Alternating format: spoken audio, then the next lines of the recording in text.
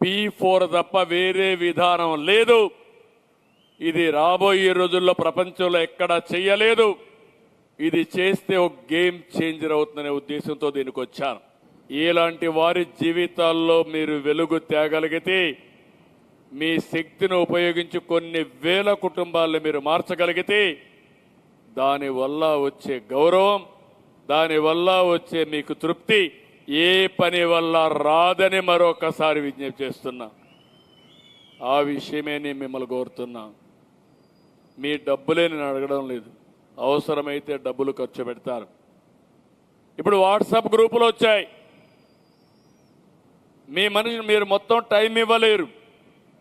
ఒక్కొక్కరికి 20-30 కంపెనీలు ఉన్నాయి. ఇది కూడా ఒక కంపెనీగా పెట్టండి. మీరు పెట్టే డబ్బులు వాళ్ళందరినీ ఎన్యూమరేట్ చేయండి. ఒక కంపెనీ లాభ నష్టాలు ఏ విధంగా చేయాలో మీరు స్ట్రాటజీస్ వర్కౌట్ చేస్తున్నారు. Marketing strategy, HR strategy, finance అన్నీ కూడా, ప్రాఫిట్ లాస్ అన్నీ కూడా. వీళ్ళ జీవితాల్లో మార్పు రావాలంటే ఏం చేయగలుగుతారో వర్కౌట్ చేయండి. ప్రతి ఒక్క కుటుంబానికి ఒక యాక్షన్ ప్లాన్ తయారు చేద్దాం. ఏఐ ఉంది, ఏఐ ద్వారా వాళ్ళ ఆస్తులు అవన్నీ చూసి ఒక విజన్ డాక్యుమెంట్ తయారు చేద్దాం. అది తయారు చేసిన తర్వాత వాళ్ళతో కూర్చోండి, వాళ్ళని కౌన్సిల్ చేయించండి.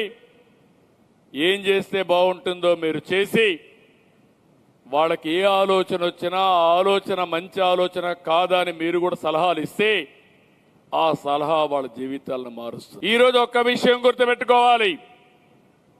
మన పిల్లల్ని, మన తెలుగు జాతిని తెలివైన జాతిగా మనం తయారు చేస్తే ఆటోమేటిక్గా డబ్బులు వస్తాయి, వాళ్ళే సంపాదిస్తారు.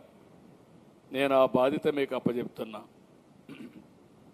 ఈ ప్రభుత్వం ఒక మెంటర్గా ఉంటాం, మేము ఒక ఫెసిలిటేటర్గా ఉంటాం. మీరు వాళ్ళకి చేయాల్సింది మేమిచ్చే డబ్బులన్నీ ఇస్తాం, మేమిచ్చే వస్తువులన్నీ ఇస్తాం, అందరికీ ఇంటి జాగా ఇస్తాం, అందరికీ ఇళ్లు కట్టిస్తాం, అందరికీ గ్యాస్ ఇస్తాం, అన్ని ఇండ్లకు నీళ్లు తీసిపెట్టి ట్యాప్ ద్వారా నీళ్లు ఇస్తాం, కరెంట్ ఇస్తాం, మరుగుదొడ్లు కట్టిస్తాం, ఇంటర్నెట్ ఇస్తాం. 7 వస్తువులు ఏం కావాలో అన్నీ ఇస్తాం. అక్కడి నుంచి వాళ్ళ ఆదాయాన్ని పెంచి వాళ్ళ క్యారియర్ రూపకల్పన చేసే బాధ్యత మీదని మిమ్మల్ని అడుగుతున్నా. నేను గొంతెమ్మ కోరికలు కోరడం లేదు, మీకు కూడా బాధ్యత ఉంది. ఈ గౌరవం